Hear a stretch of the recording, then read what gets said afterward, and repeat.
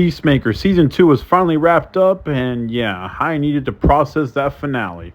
I don't know, this season started off strong for me. I liked all the characters, the acting was pretty good, the story was intriguing, and then it wraps up in the most unsatisfying, lackluster way ever you can imagine. And it pissed me off. I'm like, you know what?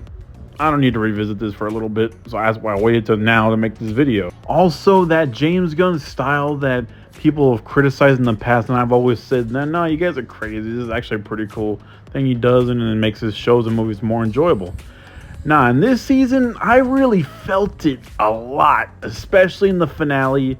Nothing but cringe jokes, cringe dialogue, cringe acting. And I was shocked that the acting was good, and it took like a whole 360 and it started getting annoying and tedious from these characters. And also putting characters in these side plots you couldn't give a flying fuck about. Like, why did Eagly have a side plot just to give the mascot character something to do? No, it just wasn't needed. Like, it didn't do anything significant, and it's just like, it looked like it was just there to pad up time for these episodes. I did like the retcon stuff that James Gunn did, so it makes it seem like this show was always set in the DCU and the other universe did not exist whatsoever. I did enjoy that. But in this actual season, like I said, it started off strong. It got me invested back in these characters' lives and also where it was going to go forward. Plus, they got some real interesting, significant plot lines that can go forward. And yet, they're so good, but they go nowhere. They're like dropped. Like, why were they dropped? And then they put another weird, insignificant storyline to set up a Superman sequel in 2 years, and you're just confused and baffled why they just went that way from this show. It's just, some people, not a lot of people understand that ending. You have to go to your nearest movie breakdown guy to even understand that ending. New rock stars is most likely getting more love and respect since they're such a good at explaining this to you guys.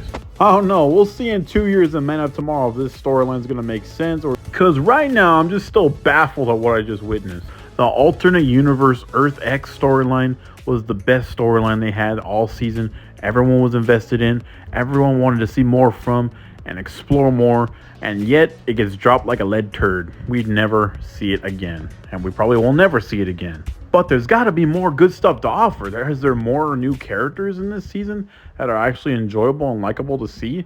No, not really. Every new character is just either a very, like, you know, Diet Pepsi, a Diet Pepsi version of that character. Because we've seen Rick Flag in Creature Commandos, and he's actually pretty cool in that show. And then you see him in here, and you're like, what the fuck? We got this cyborg chick who's awesome, but kept to the sidelines mostly. We got Tim Meadows as the most annoying bastard in this entire season. Even our pre-established characters don't really got much to do until the second half of this season. And when you do watch what they're going through, you don't care, because it's like, what is this gonna do for us? This is not doing anything. It's not progressing nothing forward.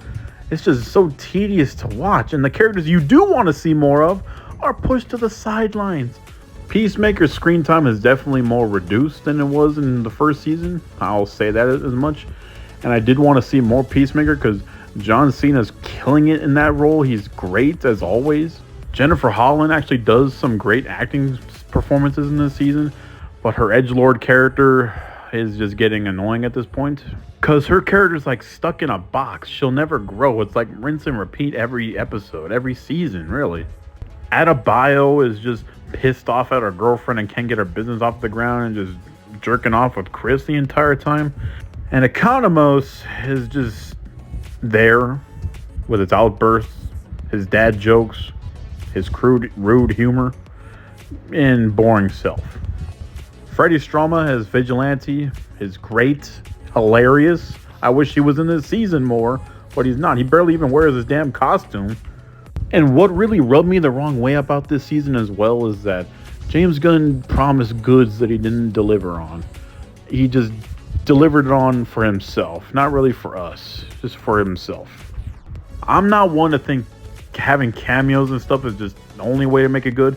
It definitely makes it great because I do like seeing that. And don't deny that. You know you love seeing cameos when you ever can and it makes sense as a plot. You know you do. Don't kid yourself. When James Gunn spoke like this and hyped us all up and delivered some alright episodes with a lackluster, tedious finale, it just pissed me off. I'm like, dude, why is this big? It's not big at all. It's big to you, but it's not big to us. We have some really big stars from the DC Universe that are going to be near the end of the season. I will also say that 6 and 8, maybe my favorite things I've ever done. Like, it's like, of all time. Like, it's like some of my favorite stuff. Making a Blue Beetle appearance in upcoming seasons. You know, I won't say you're not in luck. I won't say you're not in luck. That's it. I'm mad. I think I'm just oversaturated with James Gunn stuff. How does you go to take a break until Man of Tomorrow in 2 years? Peacemaker season 2 is a C-.